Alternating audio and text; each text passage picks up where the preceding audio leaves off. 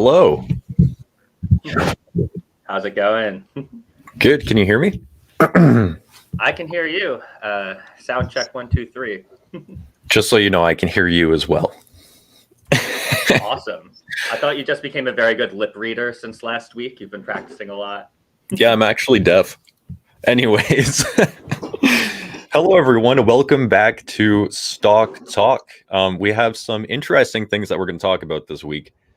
By the way, I'm Daniel Pronk, and this is Jake Ruth, and we do our weekly live stream here every Saturday at 10:30 a.m. my time, which is 12:30 p.m. Eastern Jake's time.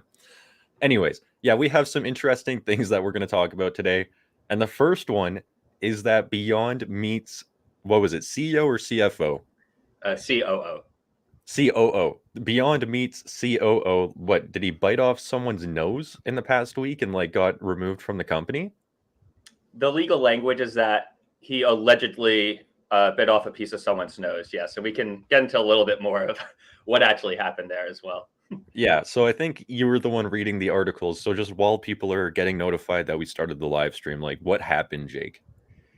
Yeah, so as people are coming in, as you would expect, we're talking about someone biting another man's nose off, specifically the COO of Beyond Meat. So Daniel has actually talked about the stock a lot, and I know other YouTubers talk about it. There's different opinions out there. But what happened was after a football game, I believe it was Arkansas football game. Yes, WTF is right. There was something happened with their cars, like his Broncos front tire got rubbed or something, and there was just a very classic human clash. And it seems like there was some fight. The CEO actually got taken to jail and had to pay around an $11,000 bond, I believe it's called, to get out.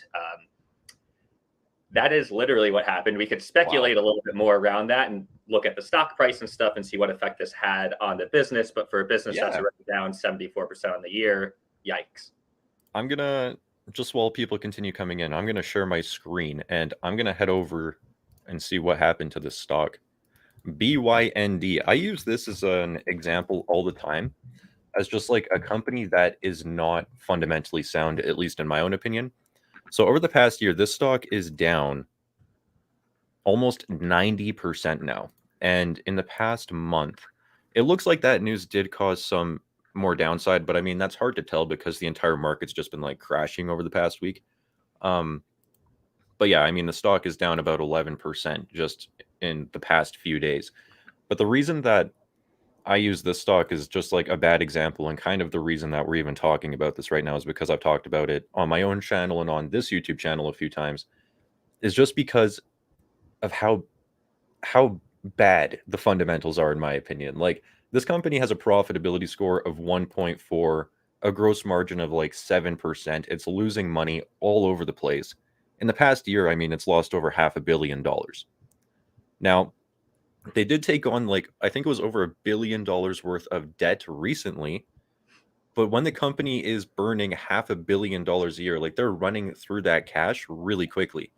And now we just added a new metric to our insights tab, which is the cash runway. And you can see that Beyond Meat now has about 10 months left of cash. So they raised a bunch of money, but they're burning through it. And now they have about 10 months left. So not even a year's left worth of cash. So yeah, interesting company right here. Definitely an interesting company with, it sounds like some questionable management, to say the least. Yeah, I think the big joke around this is Beyond Meat is obviously an alternative meat company, so it's very it's a big oxymoron that one of the executives bit off someone's nose, because that is obviously not a vegetarian. So yeah, so it's a little upsetting. I'd say, taking the other side of this, though, I think some of the reason why people invest in Beyond Meat is I did read another article that Taco Bell was actually starting to pilot and test some Beyond Meat in there in some of their foods. So some people are saying, if this is the main meat alternative company, sure, their financials look terrible now, but if they could sign contracts with these really big players, there is that growth story. But with people running the company that get into fights, I can't even imagine how they handle business with each other. Daniel, I would never bite off the tip of your nose, just so you know. Thank you. I appreciate that. This is going to help me sleep at night. Anyways, other than that, that was like just kind of, like weird news that happened this week in the market, just crazy. Other crazy news is the stock market is like downright freaking tanking right now. And I'm seeing a lot of tweets, people on Twitter, and even like people on Facebook and like the investing groups that I'm in, even on my own YouTube channel, people are asking me like, why are you buying stocks right now? Because, I like to just dollar cost average and buy stocks and hold them for the long term. So people are now like, GDP is forecast to only grow this year at 0.2%. The Fed is lowering GDP forecasts. Like, it looks like we probably will enter a recession. The chance is very high now. So people are asking me, like, why am I buying stocks? Why don't I just wait this out? And why don't I just wait, like, 3, 6, 9 months to a year? And that kind of seems to be the general consensus now, is like, just sell everything and let's just buy it all back cheaper in a year. So, like, what do you think, Jake? I think it's all confusing. Some things we'll dive deeper on is like what GDP even means. I think there's very few people that actually deeply understand how that's calculated. And technically, we are in a recession, right? Like 2 quarters of negative GDP growth. So now it depends who you ask. I actually think a great way to dive deeper on this, to piggyback it to you, is seems like Regan S. Let me know if I'm mispronouncing that, is asking us in the chat. If you're down like 20 to 30% on some weaker or less known companies, should you take the loss and put it in a safer, stronger company while the market is down? It seems like a very good question, Daniel. I know you've faced this a lot. I think the answer is probably going to be it depends. But can you walk us through your mindset when you're holding a stock, it's down 20 or 30%? What do you do? I mean, in the market, okay. So in the market, you are 100% going to be down on positions from time to time. Because you got to think about this. For you to never be down on a stock ever, it would mean that you have to buy every single stock at the exact bottom every single time for the rest of your life. Never going to happen. I'm sorry to break it to everyone. Like, it's just not going to happen. So you have, I'm sorry, Jake, I just burst your bubble. I know. But you have to be willing to hold stocks and have them go down, 10, 20, 30, 40, 50, maybe even more percent on you. And the best thing to do, in my opinion, is when you're buying any stock, like before you even buy the stock, ask yourself, if this stock goes down 50%, how am I going to react? How am I going to handle that? And am I going to see that as an opportunity, or am I going to get uncomfortable? So I almost think that the best way to invest is to ask yourself that question before you even get in the stock and think about that situation ahead of time, because chances are you're going to face that multiple times in your life. I mean, Berkshire Hathaway, like Charlie Munger was saying, throughout Berkshire Hathaway's lifetime, there's been, I think, 3 times where the stock has been down 50%. And he's just like, it's a non-factor, doesn't care. So I think having that conviction before you get into every stock and like asking yourself these questions is incredibly important. Now, let's say that, we've all been there. We've all owned subpar companies. Okay. Like, we like to speculate a little bit, happens. And now it's down 20% on you. Like, what do you do? For me, I ask, is my initial investment thesis still intact? Like, is this business okay? And I just try to look at the underlying business and like remove my thought process from what the stock price is doing. Like, I always just look at the business. Like, what is the business doing? Is it okay? Is my investment thesis still intact? If so, then I just, I try to make my decision off the business, not off what the stock is doing. So, yeah. Yeah. I think that's worded really well. And to add some of my thoughts here as well, shadowing what you said, the right way to go into this, which is what we learned, ask yourself first, what would I do when the stock goes down? Because you're not going to time the bottom. It's nearly impossible. But playing this scenario that we all end up in, like, okay, it's down. What do I do? Like you said, there's nothing wrong with taking a loss. So sometimes you might actually realize and have it be exposed to you that because it went down, you might not fully understand the company. Maybe you take a look back and the financials weren't really playing out how you thought. Maybe the CEO or some of the leadership changed, and now you're unsure how they're going to manage the company. Those are like really good reasons to just take a loss. And depending on where you live, we are not tax professionals, but you can consult your tax advisor where you can write off some of these losses against your gains.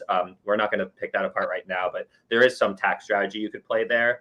But the other half of it is, starting to dollar cost in and buy more, because if you believe that was a good business at $10 and now it's $8, well, you should be buying more of it if you still feel the same thing, right? I encourage everyone to look up the Peter Lynch Taco Bell story, which I think is a classic. And yeah, there's actually some stocks in the market right now that I'm starting to feel this way on. Some of the big tech giants. Baba is a big one, right? Like a lot of people started buying it high, and I've seen people either sell or then double down, and it's Alibaba is a very interesting one. I agree with you though. Like I was buying a stock, I initially started buying it at 70 earlier this year, and now it's at 46 today, down like 30%. It's selling below book value now, and I'm just like, what is happening? Like, it's that's why I just love dollar cost averaging, is because like I would have never guessed it got down this low. Now it's selling below book value. It's like 5 price to earnings ratio, growing at double digit growth rates, and I'm just like, what is going on? So I just continue to dollar cost average, and like it. If anything, I've learned that stock prices are completely unpredictable, and like there's a rationality on the upside. Things get so expensive, like we saw in 2021, like does not make sense. And then there's also a rationality on the downside where things get so cheap because I think people are just selling out of like fear and emotion. They're not really focused on the businesses anymore. They're focused on just the stock is going down, so I'm going to sell it, which I think is a mistake. And you get irrationality on both sides. And as like a fundamental investor, I love it. I think it's great. Yeah, so I guess good takeaways to end this great question. Thank you again for that. Obviously, revalidate what your investment thesis was. Definitely opinionated, but use Stock Unlock to check out the company's financials and how they're doing. It's honestly the best tool out there to gauge that health. And then you have to decide, sell and take the loss or continue the dollar cost average in. It's going to be different per security you buy. I also see that we have a few questions in the chat here about individual stocks. And another thing was potentially getting into GDP. Daniel, not sure if you know where the wind is blowing on those two topics. Yeah, so I think we kind of went off on the GDP topic a little bit, but basically the Fed lowered their GDP forecast. People think we're going to be entering a recession. And the Fed is basically saying like the chances of a recession are pretty high now.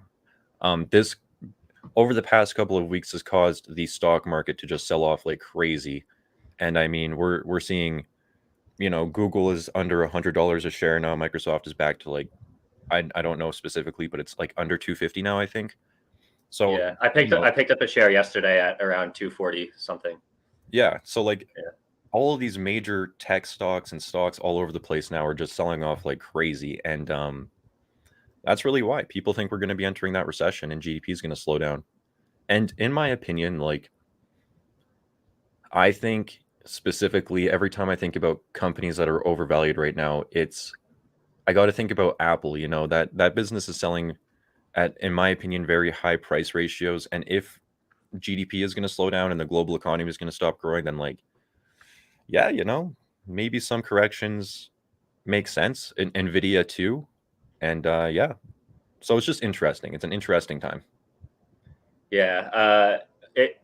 I'm curious what your thoughts are, if you think it's worth bringing up any of those graphs. I know we had a couple of graphs that are coming out from the Fed. There was also a very interesting Excel sheet that I found from their website that, to me, illustrated a really good point as to why most retail investors should not get in a fret about the GDP. I'm not saying ignore what's happening, but there's a difference between like being aware and also getting concerned and trying to really understand how the entire economy works, because there's very few people that can realistically do that. And I'd argue you actually don't have to as a retail investor investing for the long term in individual securities. Yeah, I would agree with that.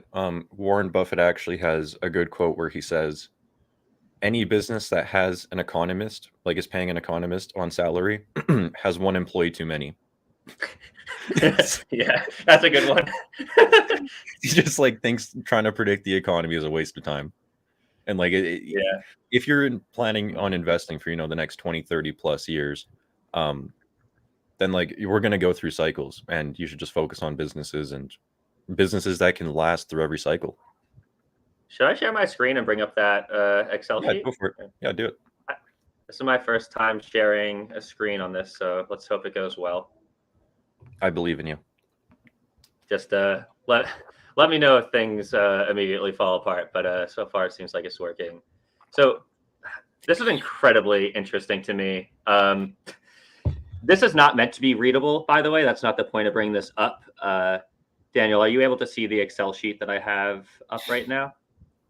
Yeah, but it's like really small font. Okay, let's zoom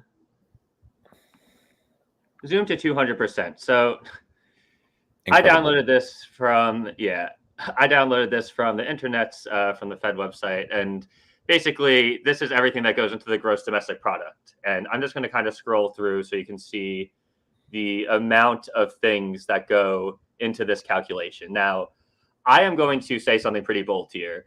I don't think you, me, or anyone in this chat can actually effectively explain everything in this spreadsheet.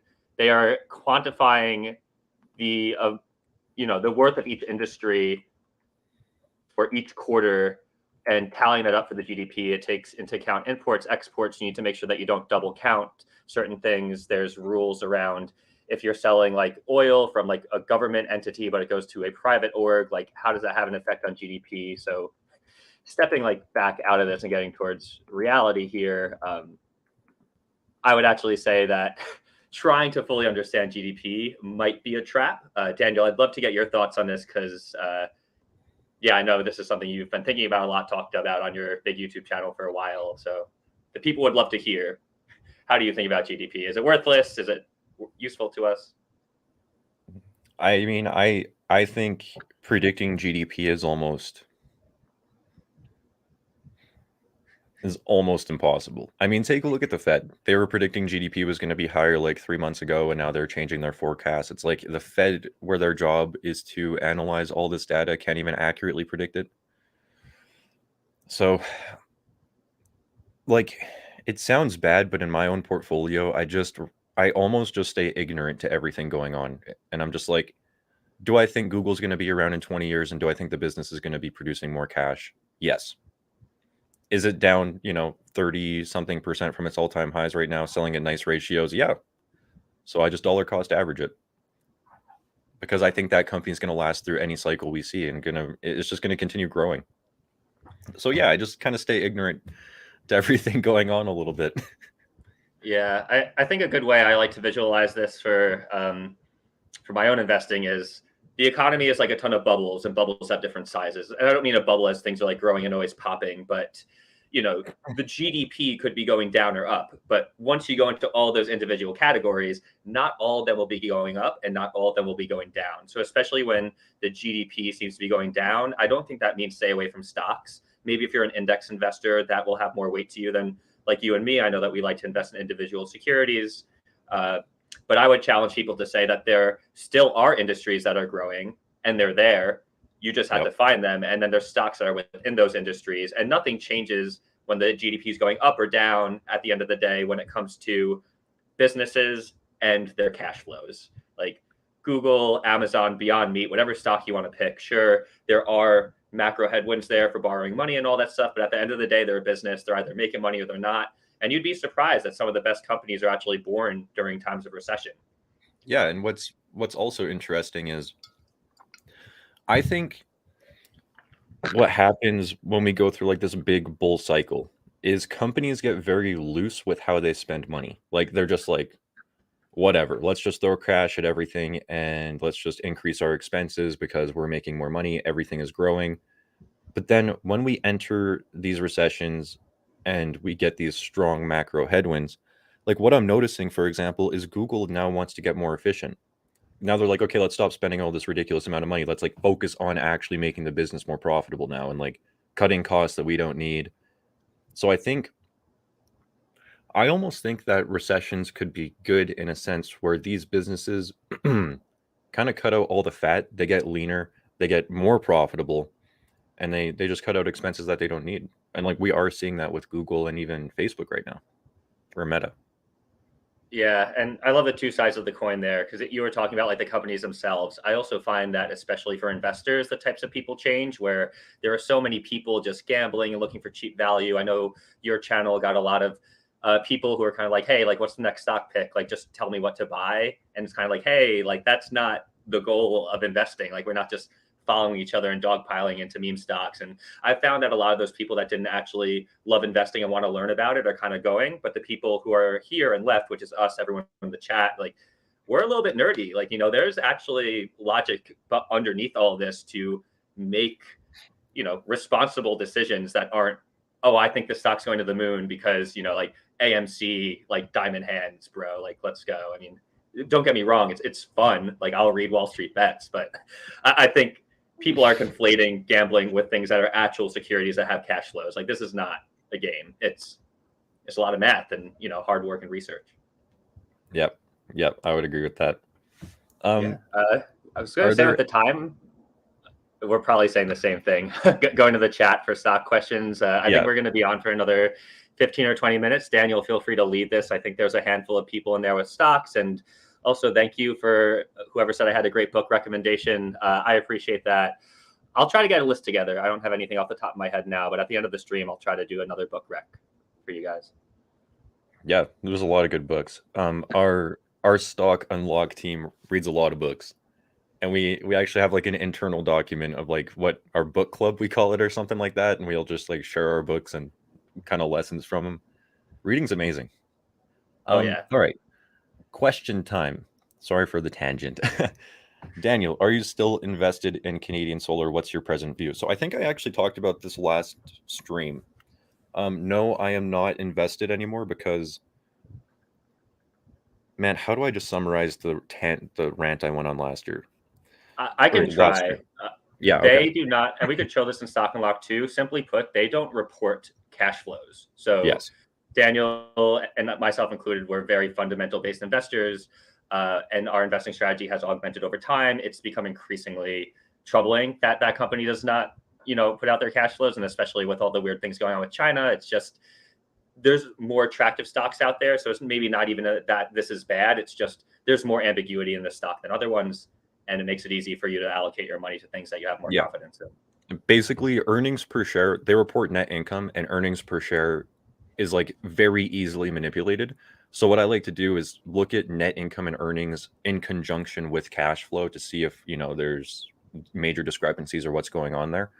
But with Canadian solar, they just don't report cash flows. So they report net income, and I'm like, I don't know if there is actual cash flow there or not, because net income is so easily manipulated now. So it just makes me super uncomfortable. And because of that, unfortunately, I did sell the stock, even though I got it below book value in 2020. It's just, I've grown as an investor and it made me uncomfortable now. So yeah.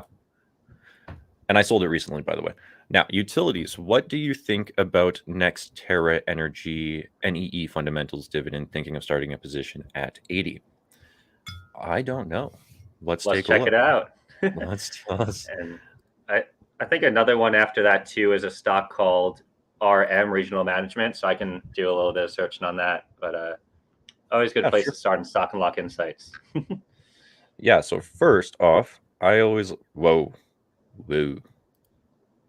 Okay, so the stock is up 1,400% over the past like 20 years. So it's growing, nice and consistently. Looks like it's kind of been topping out, crashed in 2020 down to like, what is that? 40 something dollars a share, pays a 3% dividend. Massive utility company. Okay. Insights. What's going on here? Dividend yield right now is below or above 5-year average. Dividends are increasing. 5-year dividend per share has grown at 16% compounded annually. That's really good. The stock is beating the market. Okay, profitability, operating margin, free cash flow margin. I mean, it's a utility company, but margins don't look super high. Growth revenue grew by 3.9%. Operating income decreasing. Operating cash flow is increasing. That's nice to see. Financial health, returns, shares increasing, debt to EBITDA, current ratio. Daniel, I have a question for you about this. Yeah, what's going on? Maybe this is in the heads of some of the people watching as well. One thing I always look for in a business is being able to understand its moat and understand how unique it is. I know in the newsletter, shout out, we do have a newsletter for Stock Unlock now, which you should be getting. Shout out to Daniel for that. But how do you compute the moat of a utility company? Because I look at this and maybe some have good financial scores, some don't. But like, what makes one utility company different than the other? Is it a stranglehold they have on different regions where the competitors can't come in? And like, outside of financials, like, how would we go about actually looking to validate this as an investment thesis? Because for me, financials is one side of it, but then the other side is, will they continue to get more customers? Who are their competitors, et cetera? Yeah, that's a really good question. In the utility space, I think the moat is almost just like utility companies are so regulated, right? Um, I mean, yeah, that's actually a really good question. I don't have a good answer for you right now. That's what's kept me from buying utility stocks, honestly, because every stock in my portfolio, I want to be able to explain it to like a 3-year-old. And I could actually, maybe I could explain the utility business of how it works, but it's like when you start talking about competitors and like outside pressures, it gets confusing. But yeah, that's let's dig into that more. Maybe we could bring something for next stream. Yeah, for sure. Uh, Anyways, with this company right here, what I'm noticing is the revenue, like it hasn't really grown over the past what is this? Since 2008, like the past 14 years, it looks like revenue's kind of cyclical.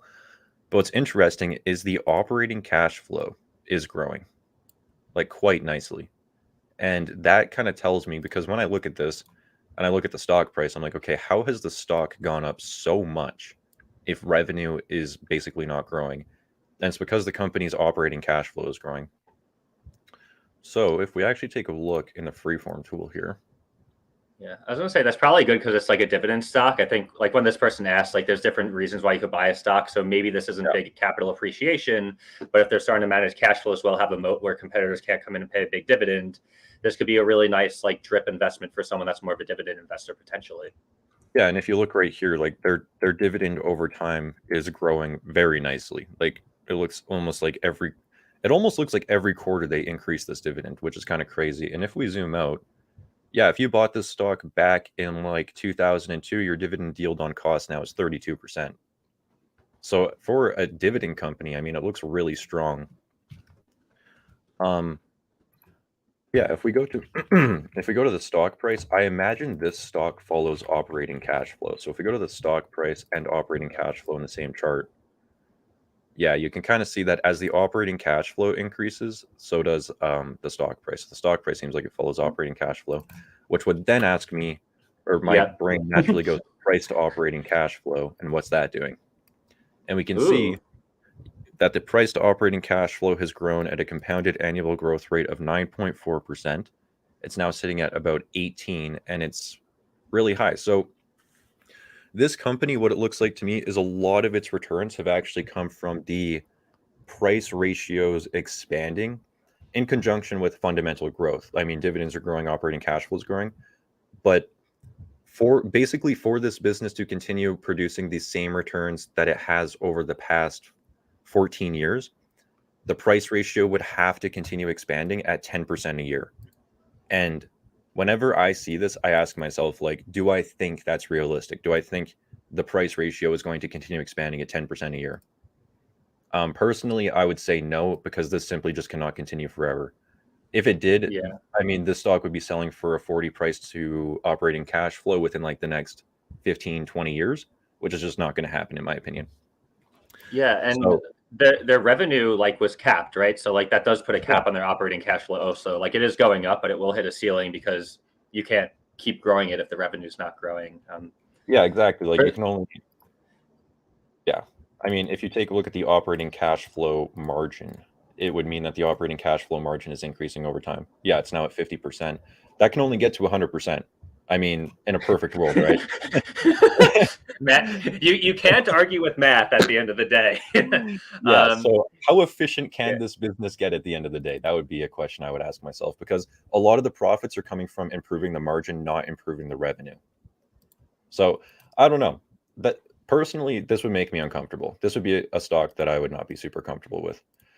Like, for example, let's go Not and take not a look not at, investment advice. yeah, that's just me. I'm not an investment advisor. But for example, if we go and take a look at Google's price to operating cash flow over the past decade, it's essentially not grown. Like you can see, it's literally not grown. In 2012, it was trading at a price to operating cash flow of 14. Today, it's trading at 13.7. So in terms of operating cash flow, Google's actually cheaper today than it was a decade ago. So Google's returns, what that means, is not coming from the price ratios expanding, which is just the market valuing the stock higher for, just because it wants to. So in my opinion, I think that Google, I don't know. I just think that Google's a better stock, in my opinion. That makes sense. And let me know if you had any other thoughts there. But to move us along to maybe get through another one or two stocks, I'm seeing a lot of suggestions in the chat. We will get to as many as we can. We're going to be on for about another 10 minutes. The stock RM is something I think that we should screen share and look at. And the reason why is I loaded it, and the first thing I saw is free cash flow yield of 72%. And I've never seen, or that's not true. I rarely see that. I think it's worth taking a deeper look. This was a question asked by, I'm going to mispronounce his name. I'm so sorry. El Curti Storico. Okay, we're taking a look at I tried. RM. First thing I want to do is know what this business does. It's a financial services company. Okay, here's the thing. If a company is in the financials industry, then cash flow is probably going to be very volatile, and I don't really look at cash flows as my main metric. So let's actually take a look. This might be wrong for this stock. Yeah. Oh, no, it looks pretty consistent. Sorry, what were you saying, Jake? It's a classic video chat. Sorry about that. I was just saying I was reading the About tab to learn a little bit more about this business. They employ almost 1,700 people. They IPO'd in 2012. I know that on our live stream, we do a lot of just looking at the financials, and that's important, but there's a lot more to make an investment than just looking at this. I'd say some things that we don't dive into as much is what is this company, what is their moat, and what are their future contracts and stuff going to be. So make sure that you're also looking into that. This is not investment advice. Yeah, for sure. It looks like this business is growing quite well. Margins are nice. It's very profitable. Dividends are growing. So this one is in the financial services industry, and in my opinion, it's also a small cap. So in my opinion, the financial services industry and banks, insurance companies, everything like that are getting hit in the market right now because everyone thinks we're heading into this recession. The Fed is saying GDP growth is going to be slower. So across the entire financials industry, I'm noticing people are just selling it. And with this being a small cap, I've said on my main channel that I'm buying small caps recently, and a lot of questions I've got, which are very fair, is how are you confident that small caps can withstand a recession? So I think people are, in addition to selling off financials right now, I think people are also less comfortable buying small cap stocks right now. So I think this could be a double whammy. That's just me speculating. But in terms of this company's growth, it's growing quite well. Let's take a look at price to earnings. Yeah, and for the person that asked this, if you know a lot about financial services industry and you have a strong belief that this company is going to beat out their competitors and keep getting business, this could be a diamond in the rough for sure. If they have cash flows that are positive, they can withstand a recession. Yeah, I would. Yeah. If you're looking at the stock, I would try and figure out what happened right here in 2020 to 2022, because the net income went up by 300%. So I would want to know, when I see a spike like this, I'm like, is this maintainable? Can this be replicated in the future? Was this a one-time thing? Because you can kind of see right here, if we just take out 2022, the net income was growing, but it was very volatile and it didn't grow that much. It grew at a compounded rate of 5% a year, which isn't amazing. And then out of nowhere, it was just okay, what happened? So I would try and figure out what happened, and then figure out and ask, is this going to be sustainable in the future or not? Or is the net income going to continue coming down? Because now it looks like it is coming back down. Yeah. So I was going to ask to look at quarterly too. Sometimes the quarterly can show you dips instead of the TTM. We have a lot of people asking. Sorry, Daniel. I was just going to say, at face value, though, that company does look quite interesting. It's growing. Recently, it's growing really quickly. It looks like it's selling for nice ratios now, but those are questions that I would ask. We are getting a lot of people asking about IIPR. I think we might have done that one before. It's also a new one I haven't seen, KLAC. from someone's name who also starts with a K, Ka Tran. Your pick, Daniel. Okay, so the IIPR one, this is another stock that we talked about on last live stream, I think. Very quickly, this company is in the cannabis industry. Basically, what they do is they provide real estate to cannabis companies, but a lot of cannabis companies are unprofitable right now, which means that basically their tenants are unprofitable, cannot survive forever, and makes the stock very high risk. So that's kind of why the stock is selling off so much.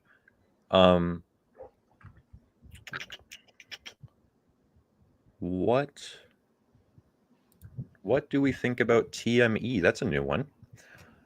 Let's go and take a look. Okay, TME. Tencent Music Entertainment. Okay. So this is a Chinese stock, I imagine, because it's probably owned by Tencent or affiliated with Tencent, I would imagine. Down 85% on the year. Wow. Wow. Yeah, that's just a wow. And that's a big spike too. Wow. Yeah, so it looks like this company is decently profitable. It looks like it's got decent financial health. Current ratio, shares are going down, so it's buying back shares. But revenue is decreasing, gross profits are decreasing, operating income is decreasing, net income is decreasing, book value is decreasing, but cash flows are increasing. Very interesting. I wonder if this is getting affected by any of like the China scares. Like I know that there's just been a lot of drama, with securities listings and like the U.S. and Chinese government. So this might be getting swept up in some of that sentiment. Yeah, for sure. I mean, cash flows. So cash flows have actually been like leveled off since 2019. Revenue is declining. I mean, I don't love to see that. I don't love to see a business that's going down. It's still trading at like a 20 PE also. A lot of the things I ask myself here is when you look at trading ratios, you're buying it because you think that underlying metric is going to increase over time. So ideally you're buying stocks, they're growing their cash flows, revenue, whatever it is. So if you buy it at like a 20 PE today, but then the earnings double over the next 2 years, it's actually backtracked as a 10 PE that you bought it at relative to what it will be trading at. But since we're not seeing any growth here, one concern I have is if they're not able to keep growing, I don't see the market rewarding this stock with higher ratios, since those ratios won't, be coming down from increased metrics in the future. So if this is becoming more of like a stagnant business, that's something to watch out for. I don't know how hard it is for new entrants like Spotify or other music players to kind of just make these apps. So that's something I'd look into more, like how defensible are their products? Like maybe they were great at first, but now maybe startups are coming in and biting at their ankles. So that's a really good thing to dive into if you were going to invest in this one. Yeah. Like I'm noticing the price to free cash flow here is 8, about 9, which does look quite cheap in terms of cash flow. But as you just said, Jake, like if the revenue is going down, if this business is declining and stuff like that, I try to like my own personal investing styles. I try to invest in what I believe are like the best businesses, like the highest quality businesses. And if I'm seeing revenue decline and stuff like that, then I would ask myself, like, is this a super high quality business? And I don't know. So that's definitely something I would take a look into there. Yeah, I think I have a good note to end on with that one. I do want to highlight someone's comment. Again, sorry on the name pronunciations. Shobha did comment, but it's growing its music business. I'll just take that at face value and assume it's correct. Don't take everything. Like sometimes when we talk about financials, we do the overall revenue, but that is a really good point. Like companies have multiple revenue streams. So for someone that's taking a deep dive in this business, maybe there's a smaller revenue stream that they have that has been growing very fast, but other traditional ones that they had were going down. So if you really looked under the hood, you can make an argument and say, well, they're kind of flat because the company's been investing in a new revenue stream. So these things do get a little bit in the seeds, and that's why, some people can find value and others don't. So be curious what you guys find if you want to bring that to next week's live stream in the chat. So Jake, what are some stocks that you're buying right now? Market's falling, and me and you like to dollar cost average, and I know that you've started buying stocks. You've taken some time away from coding Stock Unlock, and I know you're starting to buy some stocks again. I mean, let's also be realistic. When we started building Stock Unlock, my salary went to $0 for about half a year, so that also that also lent a hand to it. But Yeah, I do feel comfortable talking about some of my holdings. So one stock I'm buying, and I know this is crappy to talk about because I won't drop the name, is a super, super small cap company. It's about 17 mil. And that is one I've been buying into. I'll have to debate more if I feel comfortable talking about that since the volumes are so low. There are like real security concerns where I'm a long-term holder of that stock. But anyways, the reason why I'm saying that is there are some small caps I like.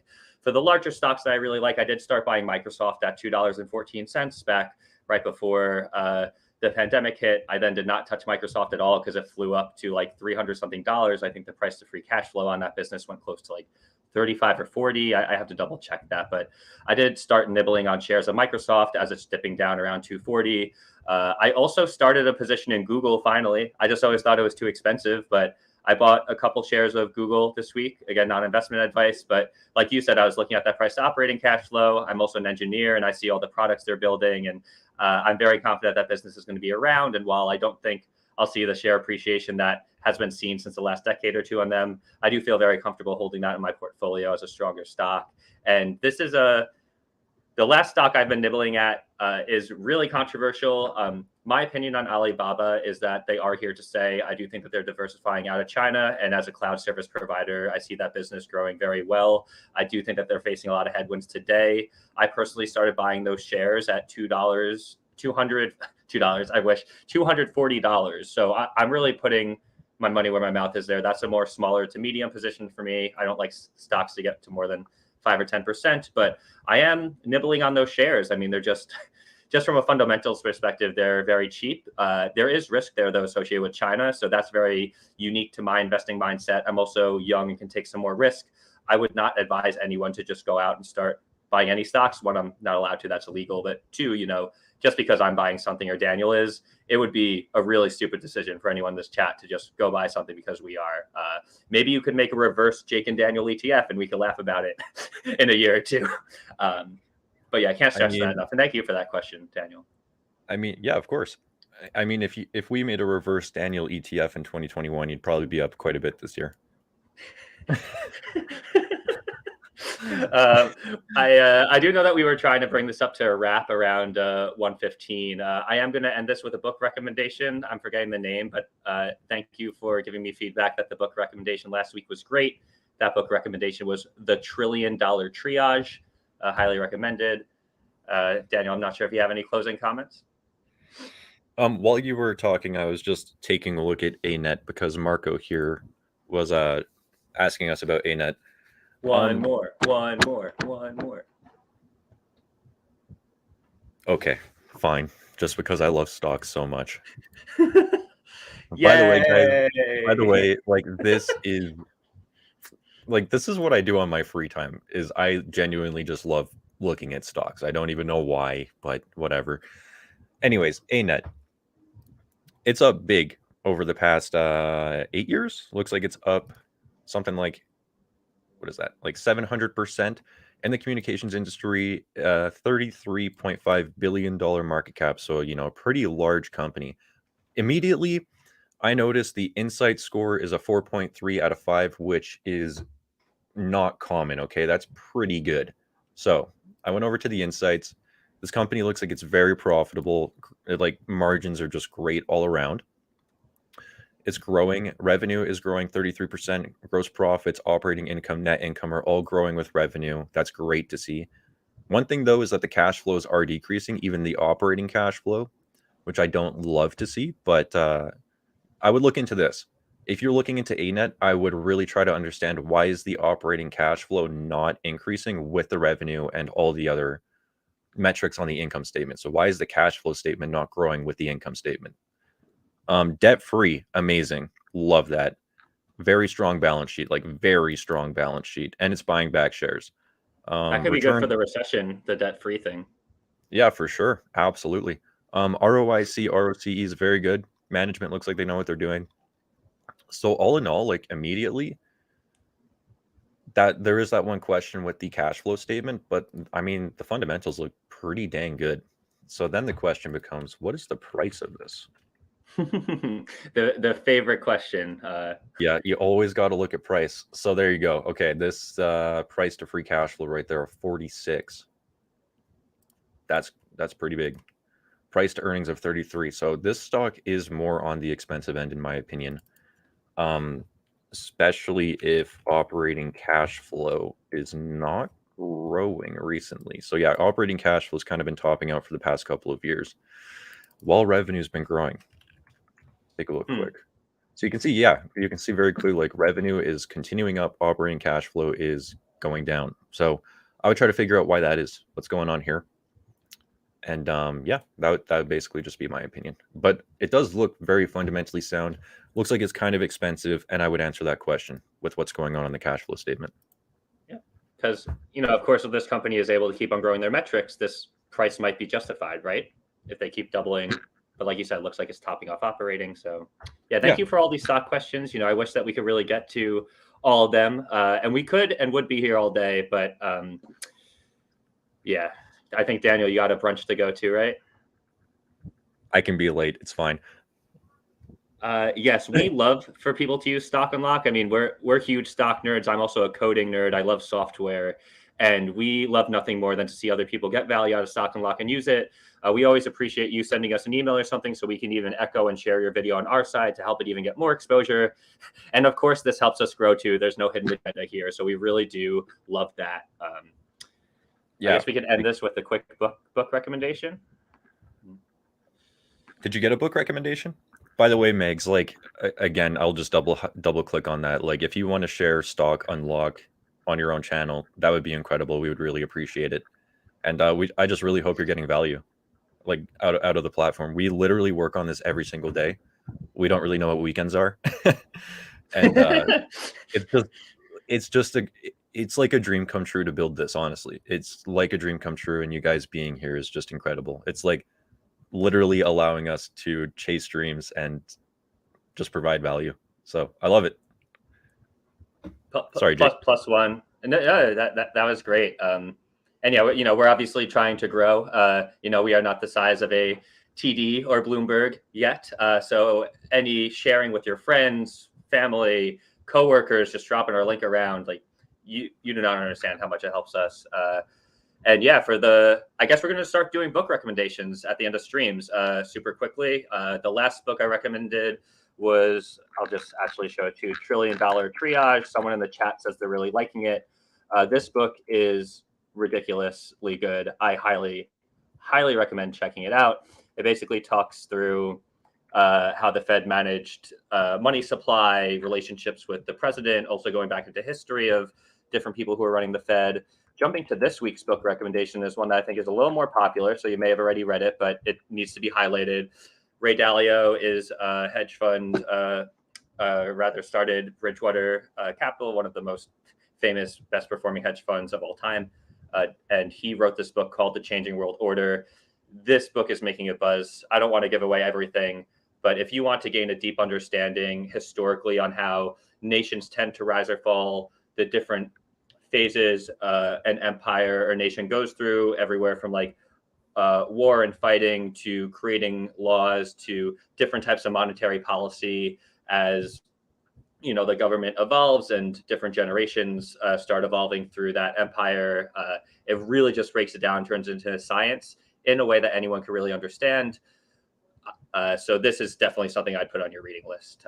I'll cut myself off there because it's one of those books I could talk about for a while. But yeah, I think you said that's one book that you would actually listen to twice because you listen to audiobooks. Yep, you can. I live in New York City, so I was able to get free New York State Public Library card, downloaded a free ebook reader, got this audiobook for free, and listened to it at 2x speed. It was awesome. Twice. Awesome. So yeah, add that to your reading list, I guess, if you're interested in knowing how nations rise and fall and all that. But that's going to wrap up the live stream, everyone. As always, thank you so much for tuning in and being here. This is like honestly becoming one of the highlights of my week is just doing live streams because it's so fun. And yeah, so just thank you everyone so much for tuning in. And thank you so much for checking out Stock Unlock. And if you're not already a member, first question, or if you've not already got your 14-day free trial, first question is, what are you doing? Go and get your 14-day free trial. It's a great platform.